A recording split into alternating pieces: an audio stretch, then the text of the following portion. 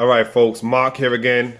You know how I do. I give a whole new meaning a different meaning to cooking books and bringing info. But before I even go into talking about info, let me just say this: a few people have been checking my videos out, leaving some comments, and I appreciate y'all. Let's start this feedback loop. What's called a positive feedback loop. I'm gonna put a video up on positive feedback loops and negative feedback loops. I'm gonna tell you the distinction. But let's start this feedback loop. If you like my videos, share them. Leave more comments. The more you like them, the more you share them, the more I'm going to put them up. You see the feedback? The more y'all feed me, the more I'm going to feed y'all. The more y'all feed me, the more I'm going to feed y'all. And we're going to get into a feedback loop. But I'm going to do a video on feedback loops, tell you how they're good and bad, how they can be constructive and destructive at the same time. We have a positive and negative. Let me not go into that. That's another video. But again, I appreciate y'all. The few people who I see starting to take notice, I really do appreciate y'all, all right? Because I only got like maybe 4 or 5 people that watch my videos. I'm just starting this thing out. I got maybe like 6 or 7 subscribers. Like, I don't even know, right? I do it because I love it. I don't have a platform, a huge platform, a following, or nothing like that. I'm just one guy in his books. You know what I mean? Trying to build a portfolio and trying to see if maybe I can inspire somebody out there. You know what I mean? So let's dive right in.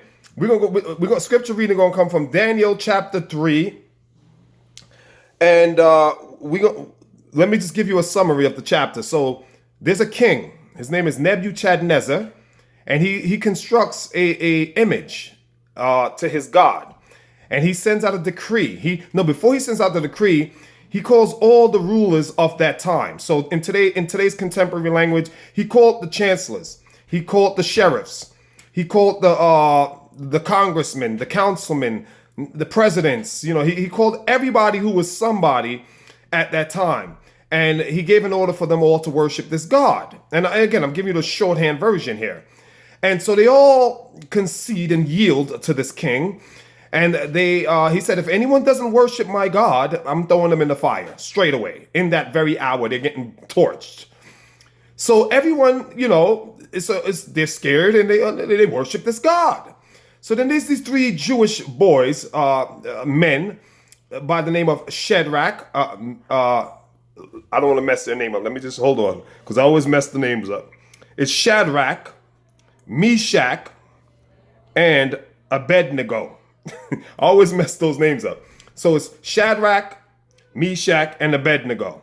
So these 3 Hebrew boys, or Jewish men, were accused by certain Chaldeans. The Chaldeans accused these Jewish boys of not worshiping this image. So the king said, go fetch them, bring them here. And when they're brought to the king said, what is this I hear of thee, of thou? How dare thou not worship my God? So the 3 Hebrew dudes, these 3 Hebrew dudes are like, yo, nah, we're not worshiping your God. We believe in our God, so we're not worshiping yours. And so they said to him, look, the 3 Hebrew boys said to him, look, our God whom we serve is able to deliver us from the burning fiery furnace, and he will deliver us out of your hand. So the 3 Hebrew boys said to the king, look, king, we ain't worshiping your God. And if you put us in that oven, our God is able to deliver us out of that fire and deliver us out of your hand. So the king is incensed at this point, right? He's fuming.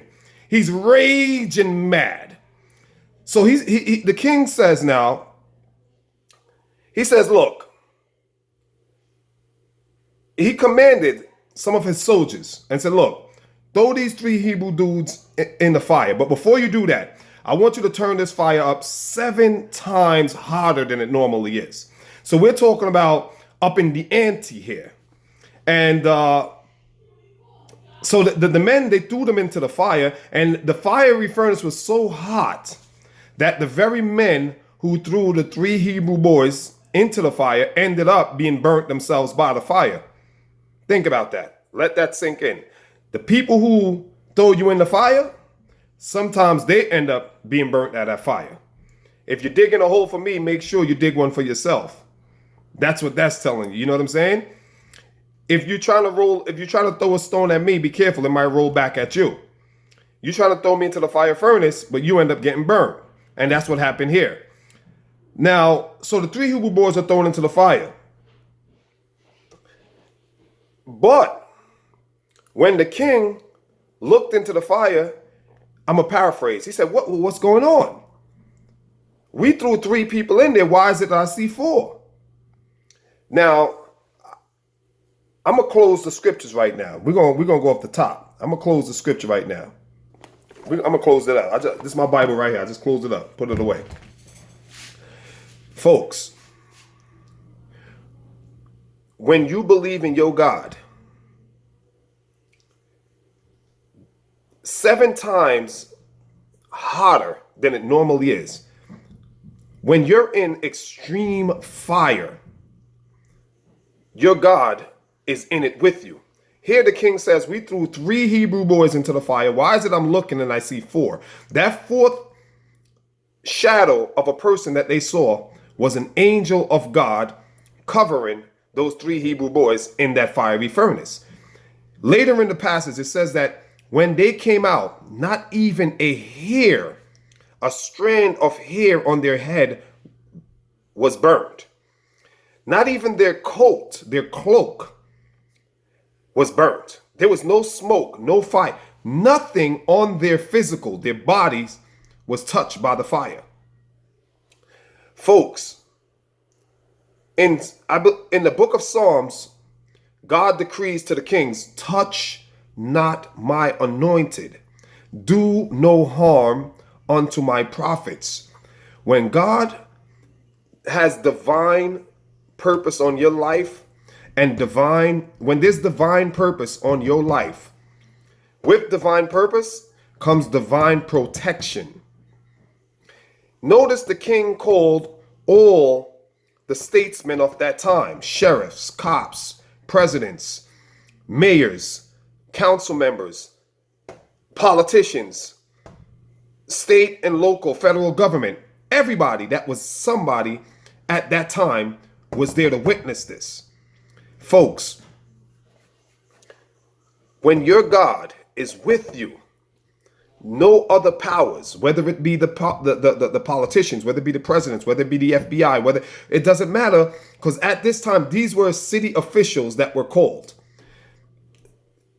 When the power of God is up on your life, no matter how hot they turn up that fire, you trusting in God will not be burnt. Because there will be the presence of God with you while you're in that fire. And that presence will see to it that not one, it says in the scriptures later on, that not even a hair on their head was burnt. Not one strand of hair was burned. So and later on, so now after the king sees that nothing is being done, that the fire is not affecting them, he brings them out of the fire. And after bringing them out of the fire, he promotes them. He gives them God through the king. God gives them favor through the king, because now he makes another decree saying, look, if anyone speaks against the God of Shadrach, Meshach, and Abednego, they shall go into the fire. So you Chaldeans who tried to destroy God's people, if you speak against them again, you're going into the fire. So God will allow you to go into the fire, keep you in the fire, bring you out of the fire, and those who threw you in the fire will now be your footstools. The king said, listen, your God is the real God. Because a God that can deliver his people out of a oven, a crucible, 7 times hotter than normal, I got to acknowledge that God. That's what the king says. Now Nebuchadnezzar is paying homage to the three Hebrew boys' God. And not only is he paying homage, or homage, however you want to say it, he's also promoting them and decreeing that, look, If you speak against their God, you're going into the fire. So, folks, this is the Bible. The word says God is immutable. Immutable means unchangeable. The same God then, same now, and the same forevermore. Whatever your fire. Now, we could take this literal or we could take it allegorical. We could look at it as a parable. We could look at it as a metaphor. We could look at it as an analogy. It's analogous. Whichever way you want to view it, whatever your fire is. Let me say this with a very serious disposition. Whatever your fire is, 7 times harder than normal, than usual. Sometimes life puts you in situations that are going to be 7 times harder than usual. Sometimes life puts you in situations that's going to be 7 times hotter than usual.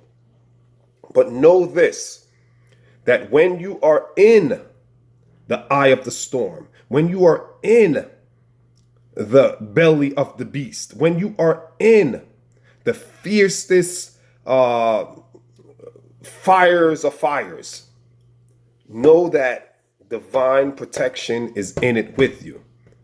Know that the angel of God is in it with you.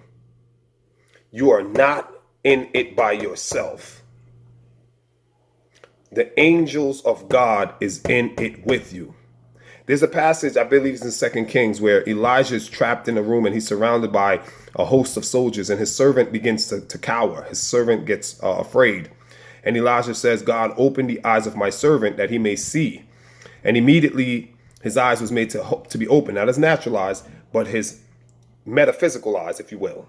And immediately he was able to see a host of angels with bows, with arrows, a host, chariots on fire drawn. And the moral of that is, in the natural realm, you might not see my angels. You won't see my angels, not might, you won't, because you're in the natural realm. But in the invisible realm, the other dimension, 5th, 6th, 7th, other dimension, we're in the 4th dimension, space-time continuum. I discussed that in previous video. I'm not going to go into science with you guys. But in the other dimension, that finite eyes are prohibited from venturing into, because we can only see in the visible spectrum, right?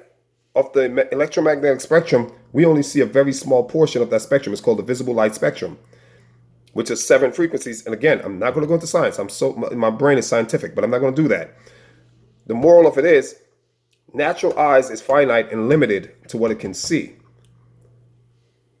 But in the other dimension, there are forces that are with us, with you, believers, that are standing guard, standing ready for the battle. So know this and know this well. Those 3 Hebrew boys thrown into that fire, but when the king looked in, he seen a 4th. And that 4th was that angel of God, shielding, covering, protecting. That angel was the equivalent of their fire extinguisher, putting out fire. No matter how hot, the king turned it up. So when life turns up the pressure on you and turns the heat up on you, and I say this to myself too, because we all struggle, we all fight. When life turns the pressure up on you 10, 27 times hotter than it normally is, take comfort, take solace, take refuge, take insurance and assurance that God's angel is in it with you. So therefore, you can't be burnt. You cannot lose as long as you have this faith. Till next time, I'm going to be cooking books, bringing information. Peace.